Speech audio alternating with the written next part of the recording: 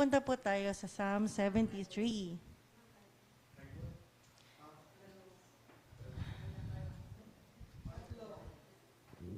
Ito pong Psalm 73, isinulat po ito ng, kumbaga, sa panahon natin ngayon, worship leader ni King David, si Asaph.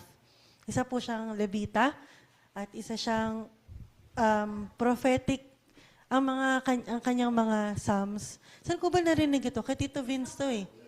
Yung Psalm 73 po. Asaph. Opo.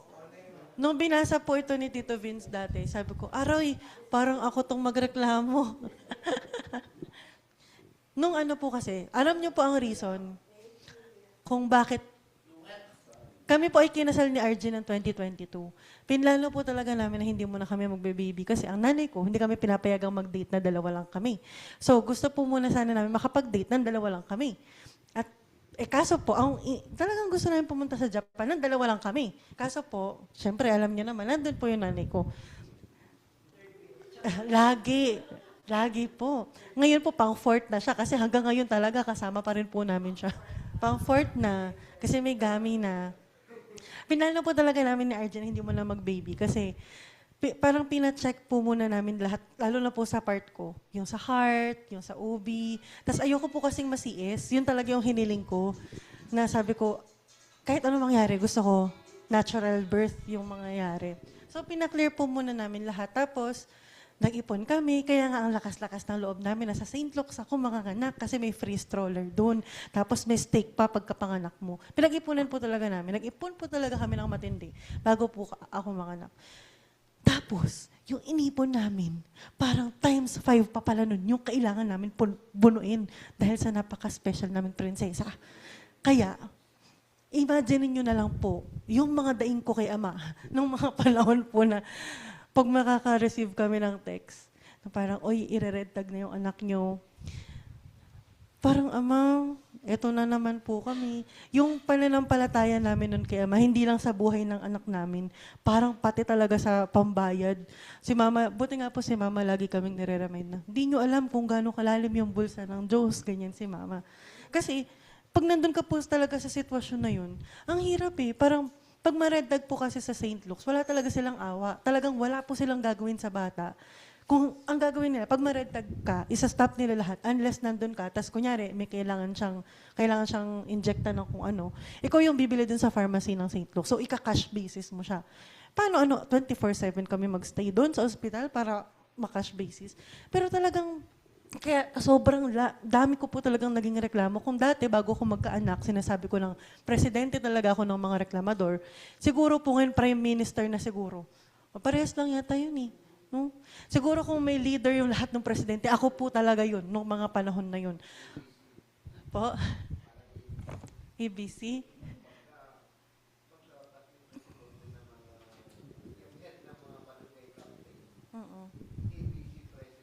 ABC President. Ako po yung ABC President ng mga lahat ng reklamador nung panahon po na yun.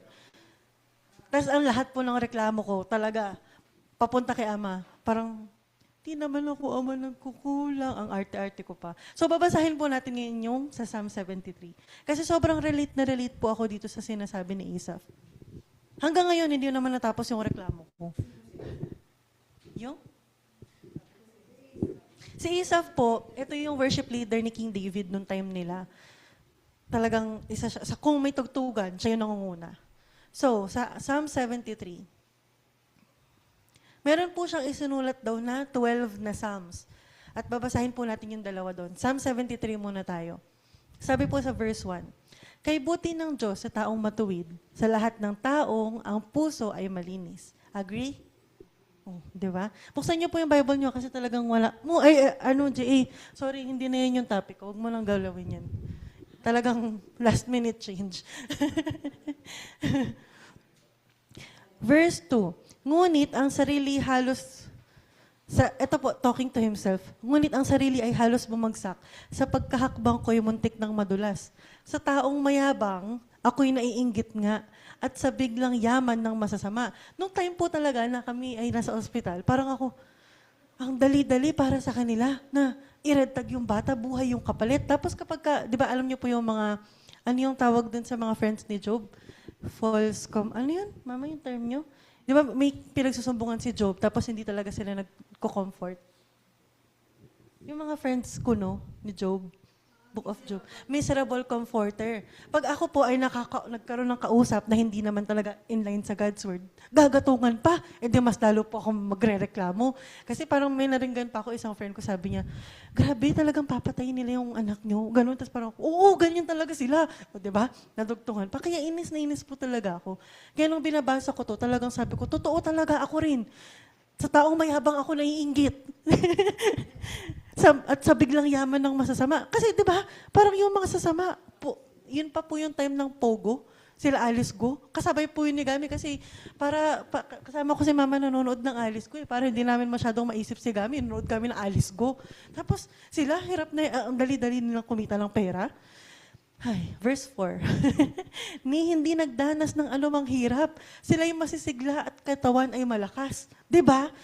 Di tulad ng ibang naghirap ng labis, di nila dinanas ang buhay na gipit. Ang pagmamalaki ay kinukwintas at ang dinaramit nila ay pandarahas. Sobrang, simula pa po ito ng time ni King David at hanggang ngayon, na-experience po natin to. Ang tibok ng puso nila ay pawang kasamaan at masasama rin ang nasa isipan. Mga ibang tao ay pinagtatawanan, ang yayabang nila. Ang mga layon sa buhay ay pang-aapi sa kapwa nilang nilalang. Diyos man ang nasa langit at Diyos mang nasa langit ay tinutungayaw, labis kong mag-utos sa mga nilalang. Ito po yung mga may power talaga eh. Yung kaya nilang kaya-kayanin. Parang ang taas-taas talaga ng tingin nila sa sarili nila. 'Di ba? Kahit Diyos hindi nila wala silang sinasanto. Talagang I am proud of myself. Kaya sumusunod, ito po yung masakit kahit hanggang ngayon. Verse 10. Sa mga taong may power, sa mga taong mayayabang, kung sinasabi nga, at sa masasama, kaya sumusunod pati lingkod ng Diyos. 'Di ba? Napapansin niyo po, tayo minsan, lalo kapag tayo ay nagiging alipin ng ating, wala tayong magawa eh. Ganito po kalala ang mundo. Sabihin ng boss natin, hindi mo pwedeng kontrahin. Sabihin ng presidente, hindi mo pwedeng kontrahin. Kaya daw pati lingkod ng Diyos, ano mang sabihin, di ba, pagka ang isang taong may kapangyarihan or mataas ang posisyon ay nagsalita sa'yo, nanginginig ka pa. Hindi na lang din may posisyon, yung mayaman.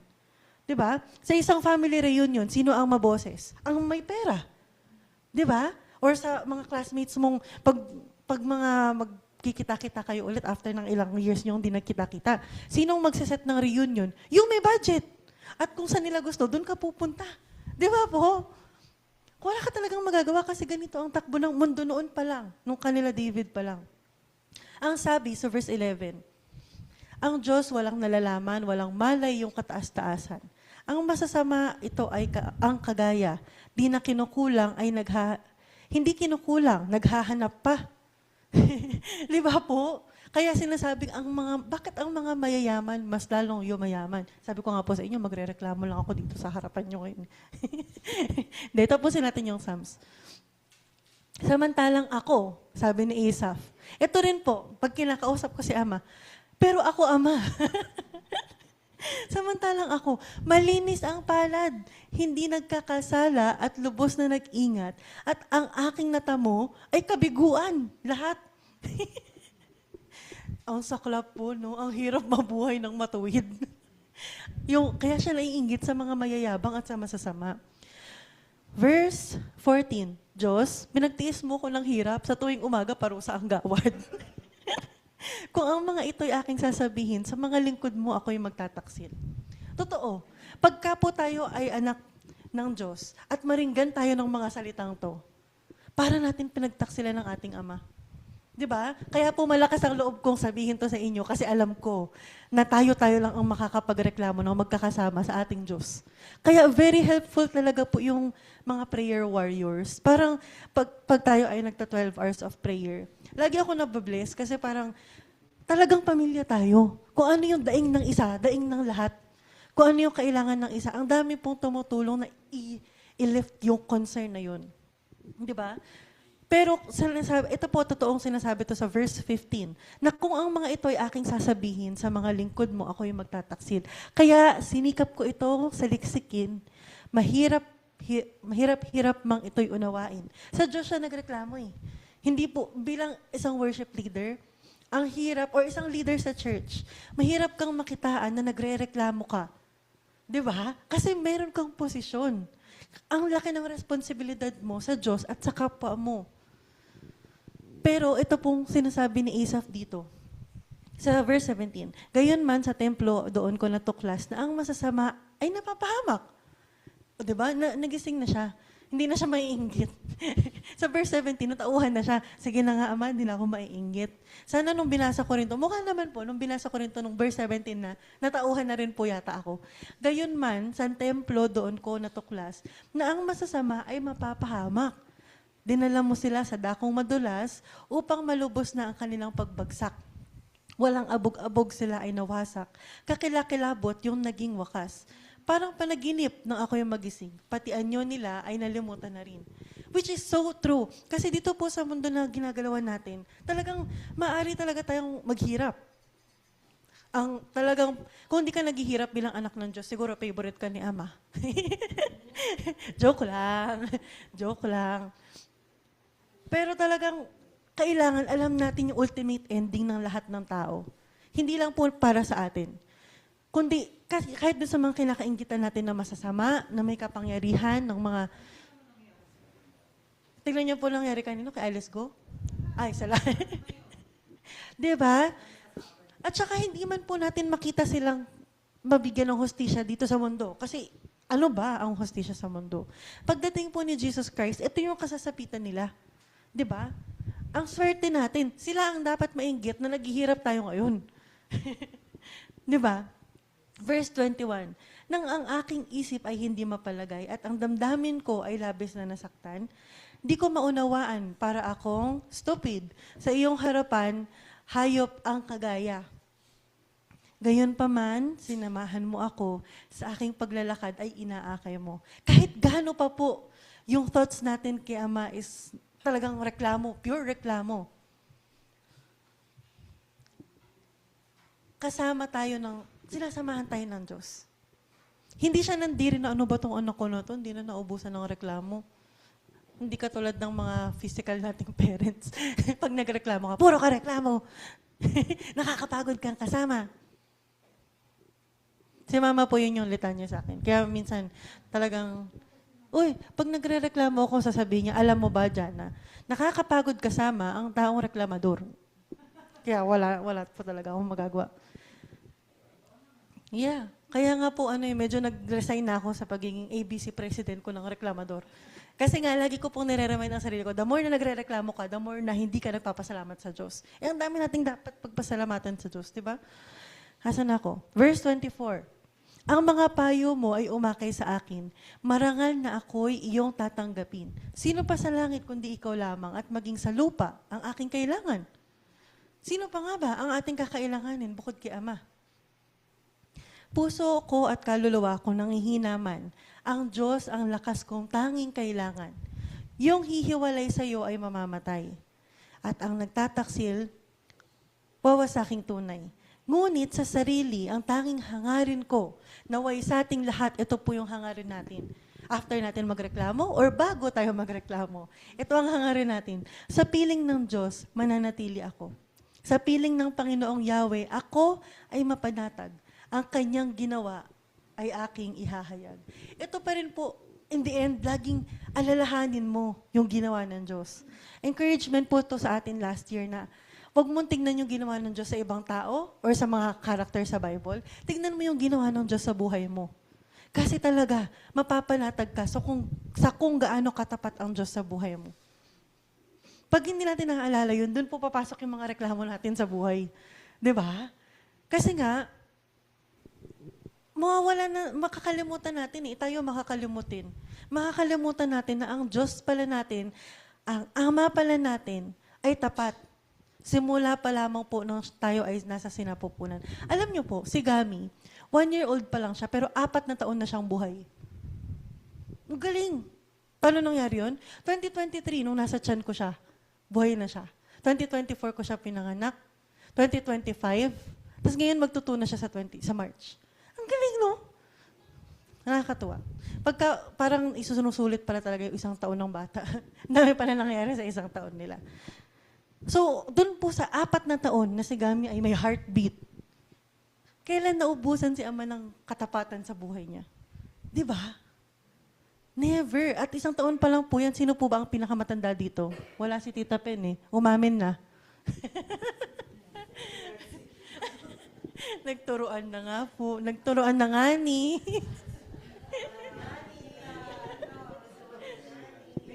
Sa tanda niyo po, hindi pa ako masyado matanda, kaya Victor, wag ka pa magmamano sa akin.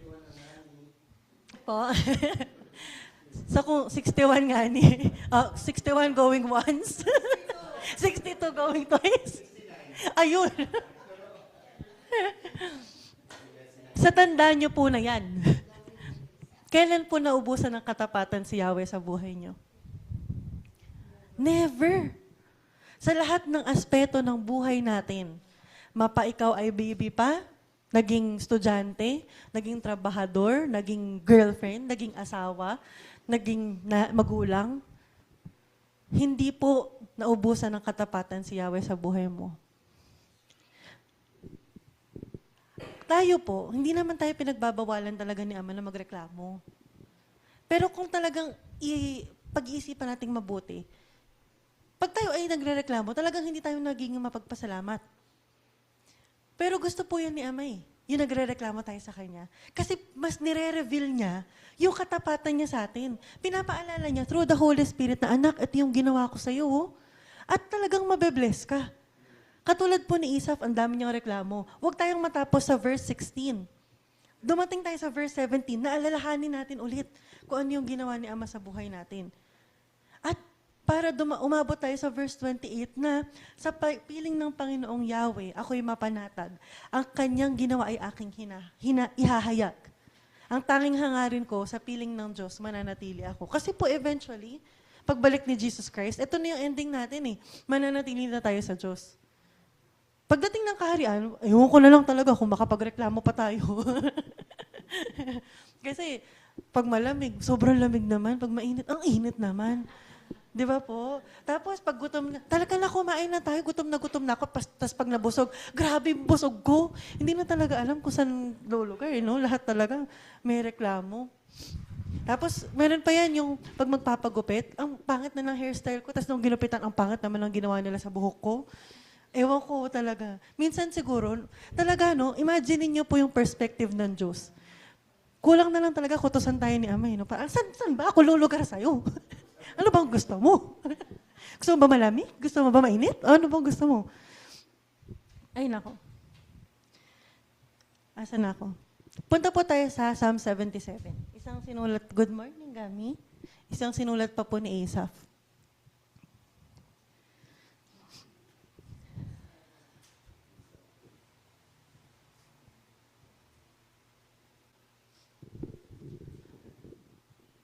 Nung time po kasi nila Asaph tsaka nila David, di ba ang dami nilang mga kalaban na bansa? So ang dami talaga nilang nakikita ng mga unfair, mga parang injustice noong time nila. So kaya ang dami niya talagang nagiging reklamo. For sure, wala naman siguro siyang reklamo kay King David. Kasi bumait na si King David nung mga time na to yata. At bilang tao, talaga, madalas ang measurement natin ng katapatan ng Diyos sa buhay natin ay comfort. Di ba pag komportable tayo, feeling natin inaalagaan talaga tayo ng God. Feeling natin mahal na mahal niya tayo. Or kapag hindi tayo naghihirap,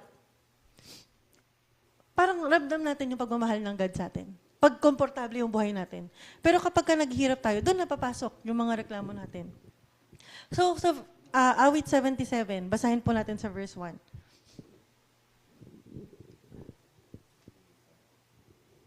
Sa Diyos ako ay tumawag at dumaing ng malakas. Ganon ang aking daing upang ako'y dinggin agad. Sino pa yung ganito? Si Mama, ang sinasabi niya sa akin, kapag talagang may gusto siyang ipanalangin kay Ama, talagang iluluhod niya daw talaga. Si Asaph kakaiba eh. Sinabi niya na dumaing siya ng malakas para madinig siya agad. Ganun ba yun? Nakaka-curious. No? Parang gusto ko yung tanongin kay Ama, Ama, pag ba paulit-ulit kami talagang malakas na nananalangin, mas mabilis yung sagot. Parang hindi naman yata ganun. Verse 2, hinanap ko ay Panginoon sa panahong may bagabag. Hindi ako napagod, dumalangin ng magdamag. Ngunit, hindi ko nasumpungan ang aliw kong hinahangad. O paano na? Paano po pag tayo ganito? Ang hirap, di ba, minsan, napapagod ka na lang kakapray kasi feeling mo hindi ka talaga dinidinig ng Diyos. Sabi mo pa, sis, ipag-pray mo nga, baka mas maririnig ka ni Ama, mas malawak yung faith mo kay Ama. Di ba po? Nagunita ko ang Diyos, kaya ako ay dumaing. Ako'y nagdidili-dili, ngunit ako'y bigo pa rin. Hindi ako patulugin, waring ito ay parusa. Hindi ako makaimik, pagkat ako ay balisa. Nagbalik sa gunita ko ang nagdaang mga araw, na nariwa sa isip ko ang panahong nakaraan. Ako'y nagbulay-bulay sa silid ko gabi-gabi. Ang diwa ko ay gising at tinatanong ang sarili, ako baga, Panginoon, lubusan mong itatapwil. Salamat sa Diyos at hindi pa natin ito natatanong talaga kay Ama. Di mo na ba ibabalik sa akin ang iyong pagtingin? Ang iyo bang pagmamahal sa amin ay nagwakas na? Hindi na ba maaaring sa pangako mo'y umasa? Yung kagandahang loob mo ba ay nakalimutan mo na?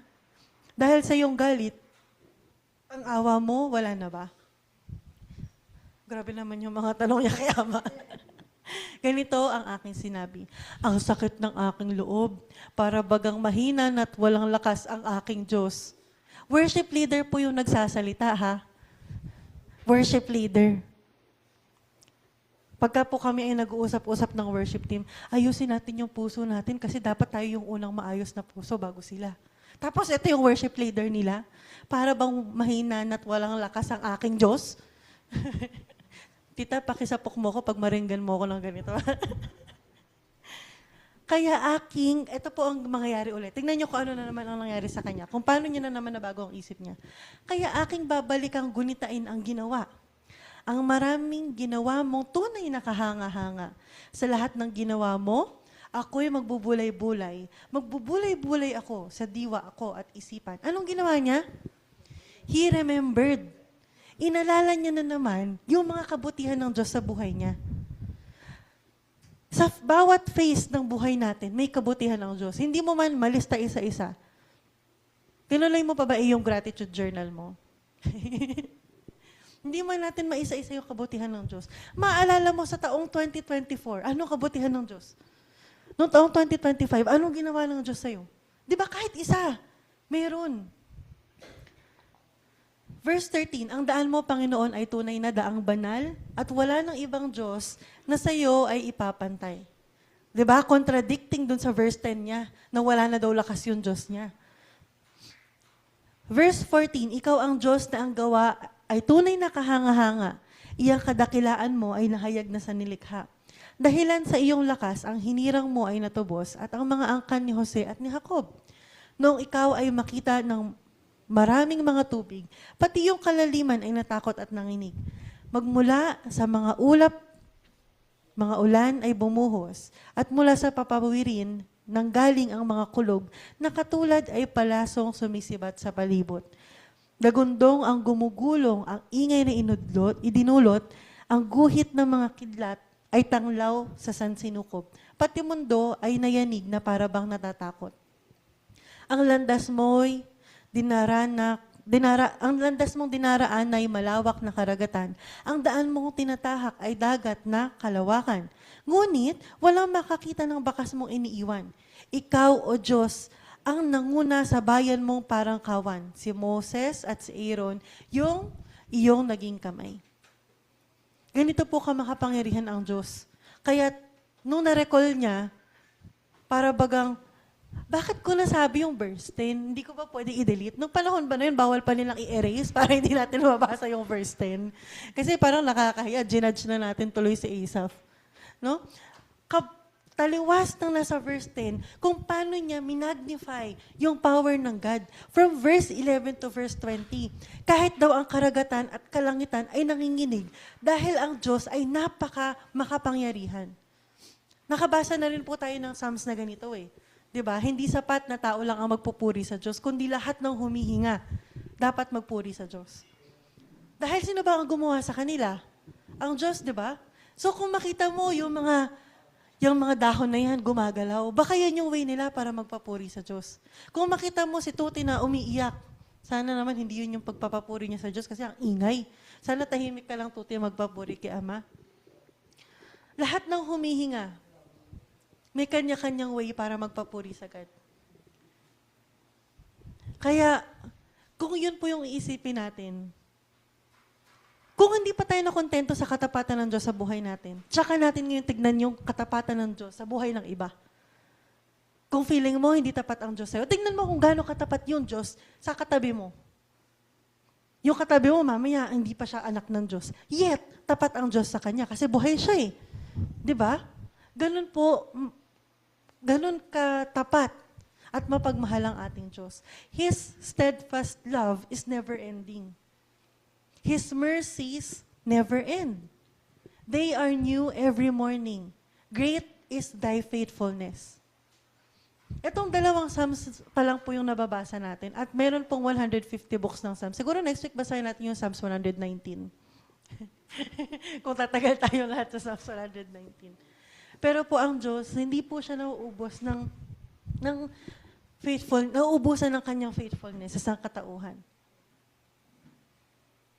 So, ang challenge ko po sa ating lahat ngayon, alam ko, sabi nga nila, lahat tayo ay may pinagdadaanan. Di ba? So, i-pinpoint po natin yung hardship natin na yun or yung struggle natin currently sa buhay natin. Ano yung challenge na yan? This week ha, or mamayang gabi, pag nilay-nilayan natin, saan tayo pinaka nahihirapan sa aspeto ng buhay natin? Tapos,